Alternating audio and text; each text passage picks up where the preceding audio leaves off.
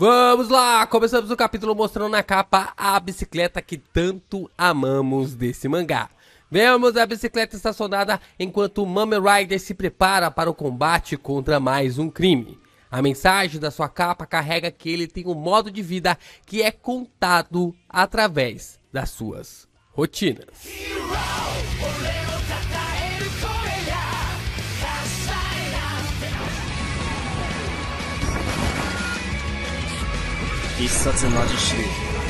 Yo, Geeks, aqui é o LP e vocês estão no canal do Geek Brasil. Fiquem ligados porque esse vídeo contém spoilers do capítulo 187 do mangá de One Punch Man. Sim, pessoal, vamos então falar do capítulo 187. E cara, a tradução desse capítulo deu puta trabalho, hein?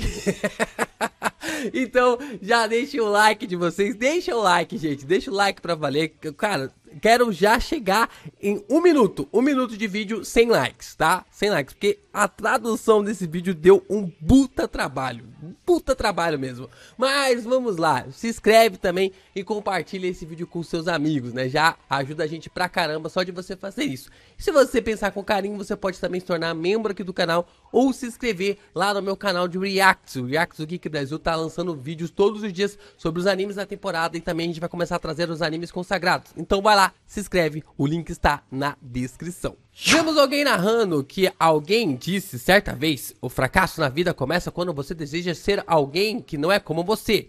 Ou você não pode ser alguém que não é como você. Tantos alguéms assim na primeira frase do capítulo. Vemos então um herói novato e ele está dizendo que se lembra que alguém lhe disse algo parecido. Ele argumenta que não sabe o que está fazendo, enquanto o rádio passa um sinal para o herói, questionando se estava pronto, lhe chamando de Papillon 800. Ele questiona o que é estar pronto e vemos que McCoy está com o herói no comunicador, dizendo que está apostando nele e diz boa sorte para o garoto. McCoy quer que ele lute e pensa que está tudo bem, e o agente da associação manda começar. Assim, McCoy solta um monstro na rua que parece um chihuahua e ele está completamente assustado. McCoy pede para que o sinal seja conectado com a transmissão ao vivo e vamos para um lugar onde várias pessoas estão reunidas em um jantar. É narrado que neste jantar a gente pode visualizar tudo que está acontecendo nas ruas através de um drone da associação. E basicamente eles estão pegando os movimentos de um monstro que apareceu nesse exato momento na cidade M. É falado que os heróis serão enviados para a cidade um após o outro e que o nível do monstro estimado é de demônio. Quem está narrando questiona se algum herói conseguirá deter esse monstro que acabou de ser batizado de Gashiwawa. É dito que um aparelho chamado multiplicador de heróis está na ponta dos dedos de quem está no evento. Vemos então que se trata de Papillon 800 e o mesmo é colocado como o primeiro no campo de batalha para derrotar Gashiwawa. Papillon chama pelo seu comunicador dizendo que o monstro havia ali cercado, o que é uma mentira, e diz que não consegue lidar com ele sozinho e que precisa de reforços o mais rápido possível. McCoy avisa Papillon que não há nenhum herói por perto por enquanto e que ele precisa aguentar firme. As pessoas começam a questionar como o herói classe C poderia ser considerado algum tipo de herói. É comentado que isso pode ser um jogo de apostas para ver qual herói derrota o vilão. As pessoas ficam felizes e empolgadas com a novidade e nomearam o jogo de a aposta de heróis. Olha, quando eu acho que a associação de heróis chegou no fundo do poço e não pode mais piorar, é aí que eles conseguem cavar ainda mais. É nesse momento que eles conseguem cavar ainda mais. Porque, cara, colocar os heróis para lutarem contra os monstros e abrirem uma sessão de apostas para saber se o herói derrotará o monstro ou não, ou qual herói vai derrotar o monstro, cara, eu nem sei o que dizer. Eu nem sei o que dizer. Depois a gente tá vendo tantos escândalos assim no mundo do futebol em relacionados às apostas, coisa do tipo. Tem que ser muito vacilão, né? Não sei, dava até pra chamar de outra coisa, mas como a gente preza aqui pelo Family Friend aqui no canal, né? Com os termos um pouco mais tranquilinhos. Porque, velho, pensar realmente no que a Associação de Heróis está colocando os heróis, né, basicamente para arriscarem suas vidas para um joguete, para um jogo de aposta, é algo extremamente absurdo. É narrado então que a Associação de Heróis tinha uma fonte de renda secreta e que de tempos em tempos havia pequenos acordos elaborados em papel para garantir que apenas os maiores patrocinadores ganhassem.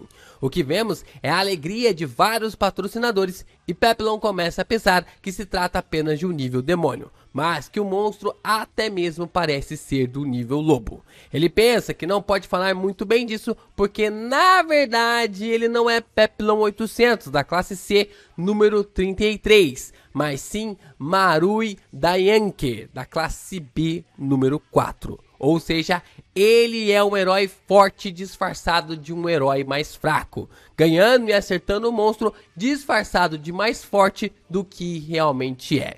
Isso é basicamente o grande buraco. Em outras palavras, isso é o jogo, tudo baseado em apostas. Marui corre em direção ao monstro pensando que não gosta de intimidar os fracos dessa forma.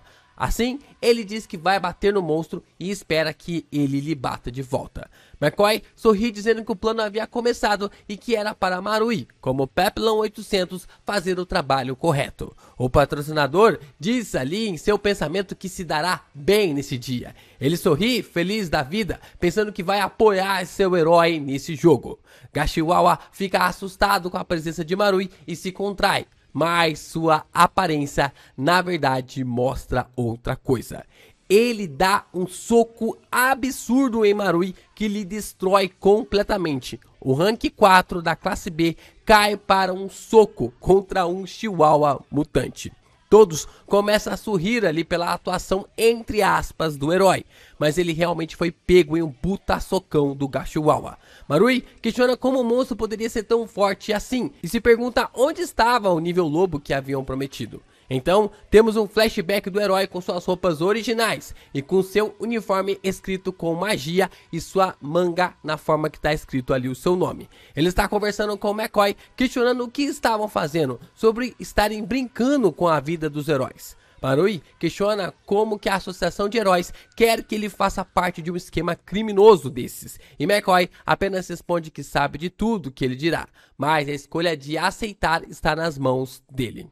McCoy diz que somente um herói de confiança poderia realizar isso, que escolheu Marui por causa dessas características e que mesmo assim será bem pago. Marui recusa de imediato e McCoy responde que ele é o herói de uma forma séria, como os boatos haviam dito. McCoy começa a narrar a ficha de Marui e mostra que antes dele ser um herói, ele era um delinquente. Isso porque as ações de Kamen Rider o fez mudar a sua trajetória. O assessor começa a dizer ainda mais detalhes sobre Marui, como sua mãe estar internada no hospital de heróis e que ela estaria prestes a fazer uma operação. McCoy continua dizendo que seria uma pena para os médicos cometerem um erro pequeno à forma realmente ali na operação. Isso porque o hospital recentemente andava muito lotado, então erros pequenos ali poderiam ser comuns. Marui então questiona McCoy se o assessor está ali ameaçando.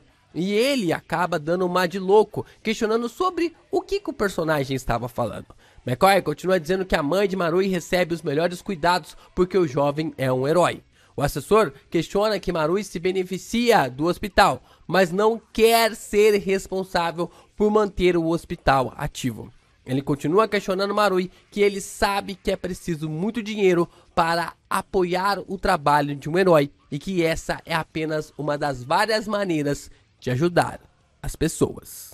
Marui volta do seu flashback e o herói pensa que desmaiou por alguns segundos. E chama ao quartel-general e questiona que o monstro é extremamente forte e pergunta o que estava acontecendo. McCoy se dirige a ele dizendo que o monstro é de nível demônio e para evitá-lo a todo custo. Os empresários ficam interessados como o herói havia acabado de se levantar e McCoy pensa como o garoto era um excelente ator e que farão isso de novo. Gashiwawa parte para cima do Marui e lhe dá um murro na cara, lhe mandando para longe mais uma vez. Então, temos a explicação dos poderes de Gashiwawa. Por ter a natureza de um cachorro de salão de beleza, ele fica feroz e cheio de ansiedade quando está com medo. Isso por causa da sua natureza pequena e selvagem, e assim vemos sua forma completamente distorcida. Quem nunca enfrentou um chihuahua não sabe a loucura que é esses pequenos animaizinhos. Ele está furioso com Marui e lhe dá outra porrada. Os agentes que estão trabalhando nessa maluquice dizem que as cenas estão bem convincentes. Tão convincentes que um pergunta ao outro se o monstro era nível lobo mesmo. O outro agente responde que seu nível de poder foi testado várias e várias vezes no QG e questionam se não teve ali nenhum erro. Marui começa a pensar que não importa mais se o monstro é fraco ou forte, se ele não vencer, será demitido e sua mãe perderá o tratamento. Marui pensa que não existe outra possibilidade, que ele precisa enfrentar o monstro como Kamen Rider ousou enfrentar o Rei dos Mares. Vemos que do meio da plateia, Marui estava lá, torcendo por Kamen Rider, antes do herói da bicicletinha ser massacrado pelo monstro. Marui, estando todo ferrado, diz que se o monstro for mesmo forte, é aí mesmo que não deve deixá-lo escapar. Gashiwawa questiona por que Marui estava olhando assim para ele, enquanto volta a tremer que nem vara verde com o bom e velho Chihuahua. O monstro lhe dá vários murros na cara, dizendo que matará todos os seus inimigos, enquanto Marui pensa que essa é a sua punição por fazer parte dessa loucura, que junto com essa parte da associação de heróis, mancharam as almas dos heróis que arriscaram suas vidas para lutar. Ele lembra de como torceu para que Kamen Rider lutasse contra o Rei dos Mares e impulsionou a luta dele. Mas no seu caso, vendo as suas costas, só tinham aproveitadores que queriam tirar dinheiro fácil da situação. Marui diz que estava mirando nas costas de Kamen Rider, mas mesmo trilhando um longo caminho, ainda estava longe de lhe alcançar. Seu rosto está totalmente desfigurado. Ele começa a falar com o comunicador, dizendo que tem certeza que não ganhará e que para dizerem para sua mãe que está trabalhando em uma cidade distante, ocultando a sua morte. McCoy recebe a mensagem e ainda acredita que Marui está atuando, mas o herói parte para o último golpe contra o Gashiwawa, que vem contra ele também. Só que é nesse momento que o grande careca chega para acabar com o monstro com apenas um soco, salvando a vida de Marui. O careca pergunta por que raios estavam deixando o monstro à solta por tanto tempo assim. Todo mundo fica em choque com a atitude do careca e Saitama quebrou a banca e a casa ia sair no prejuízo. O careca se vira para o jovem herói e pergunta se ele estava bem, mas Marui não consegue responder mais nada. A única coisa que o seu corpo consegue fazer é desmaiar. Mas antes de apagar, Marui se lembra do careca, que esse era o herói que havia derrotado o Rei dos Mares. Saitama sorri, enquanto Marui lhe diz que está feliz por alguém ter acabado com isso. O financiador então aparece irritadíssimo com o McCoy, questionando que loucura era essa de outro herói ter interferido na sua batalha, que era a aposta dele e que será um puta problema se o McCoy não contornar isso. O assessor pede desculpas e diz que terá o próximo jogo pronto para o financiador em breve. Dessa forma, o agente recebe o comunicado que o herói que derrotou o monstro se chama Saitama e ele é Rank A número 39. O assessor vai conversar com Genos e Saitama e diz que eles estão indo longe demais com suas ações, independentes e que precisam ter mais cuidados. Saitama se vira para Genos e pergunta por que estão sendo repreendidos logo depois de matar o monstro. Genos diz que o monstro deveria ter algo importante, e mais uma vez, McCoy acredita que Marui enfraqueceu o monstro antes do Saitama derrotá-lo, da mesma forma como aconteceu com Kamen Rider e também ali o Rei dos Mares, para o Saitama não ficar com toda a fama. McCoy diz que eles não sabiam que o monstro era de nível lobo, e o careca pensa que todos esses detalhes, para ele, pouco importa. No entanto, neste exato momento, o Emperor Child chega e questiona McCoy se ele está chateado por terem interrompido a manipulação de resultados, com um sorriso sarcástico estampado em seu rosto. Eles reconhecem Emperor e McCoy questiona, dando uma de João sem braço, sobre o que a criança estava falando. Mas logo ele vira as costas e vai embora, dizendo que possui muitas pendências para resolver e deixa o herói infantil falando sozinho. Imperial Child diz que está rolando uma aposta com os heróis. Ele mostra que encontrou um site onde existem os multiplicadores de cada um. Genos diz que entende a classificação. Se considerarem ali que os níveis de desastres e classificações de heróis às vezes parecem artificiais quando o encontrarem, é compreensível se isso for para controlá-los. Mas Saitama observa que seu multiplicador lhe trata como um completo idiota e fica extremamente irritado com isso. Imperial diz que vai continuar sua investigação porque parece que a escuridão na associação ainda está profundamente enraizada. Genos então questiona por que Child estava dizendo isso a eles e o mesmo pede desculpa por ter desconfiado do herói anteriormente. E o Cyborg apenas responde que não tem problema. Vemos então a movimentação de uma bicicleta e Marui está acordando, afastando sua cabeça das costas de quem queria chegar perto. Se ele queria realmente chegar perto das costas do Kamen Rider, este era o momento da sua realização. Ele fica surpreso e chama por Kamen Rider, e o mesmo sorri para Marui, dizendo que estão quase chegando no hospital. Kamen Rider diz que estava assistindo a transmissão e diz para o Marui que ele é um herói forte, mas o herói ali discorda. Ele pensa que seu nível ali de herói estava ocultado, mas Kamen Rider apenas diz que independente sobre a sua classe, ele foi incrível, não hesitou nem um pouco ao enfrentar alguém mais forte. Marui então começa a chorar ao ouvir isso do seu ídolo, enquanto Kamen Rider se dirige para o hospital. Caraca, muita coisa para absorver nesse capítulo. muito texto. Mas vamos tentar realmente falar aqui sobre o que importa, né? As ações do McCoy estão ferrando ali completamente a associação de heróis. E antes de a gente falar sobre isso, né? A gente tem aqui um capítulo que ele é 100% inédito. Não tem nada da webcomic nesse capítulo, o que é algo interessante, né? Fazia muito tempo que a gente não tinha um capítulo 100% inédito em relação ao mangá, né? A gente teve vários contextos inéditos em relação à Batalha do Garou, Associação dos Monstros ou coisa do tipo, mas um capítulo só relacionado ali a algo inédito no mangá fazia muito tempo que a gente não tinha, e eu gostei da escolha que tanto Murata e One fizeram para abordar e aprofundar ainda mais o próprio McCoy, né, que é o personagem na qual vai ferrar e muito a associação de heróis, né, vai ferrar e muito a associação de heróis. E daqui pra frente a gente vai perceber as escolhas que ele fizer vai afetar e vai mandar a associação para a pindaíba.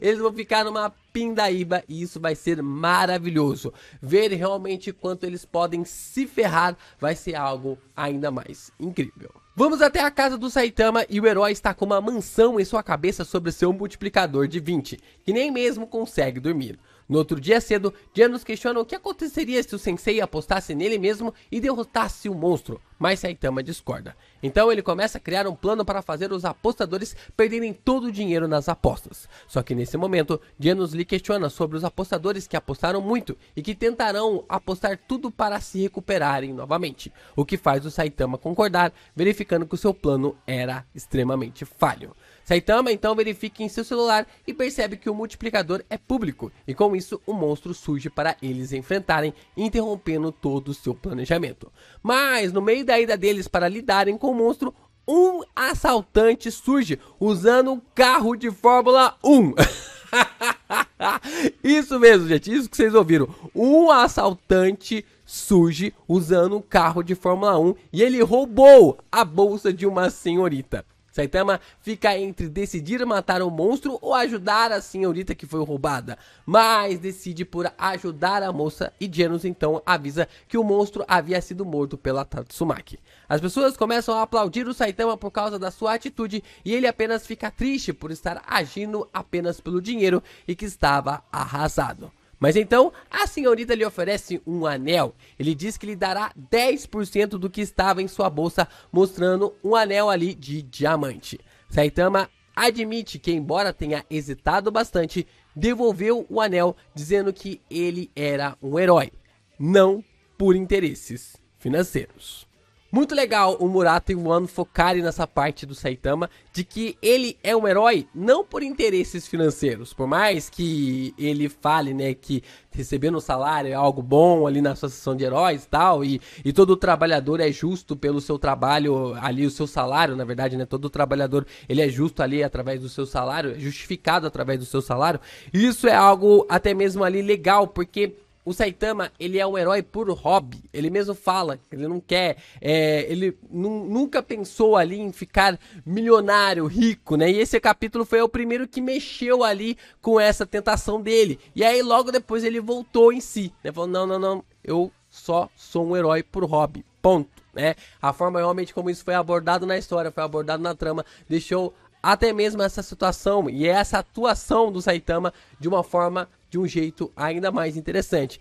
Esse ponto, ele é importante, né? O hobby ali do Saitama, dele ser ali um herói, é algo importante porque conecta ainda mais com a trama que nós temos na webcomic, principalmente ali com o Blast da webcomic. E tirar isso do Saitama iria meio que tipo assim descaracterizar o personagem, mas mantendo ele com essa atuação, deixa a situação ainda mais fantástica. Dessa forma, com o Saitama recusando a maior oferta da sua vida, o capítulo termina.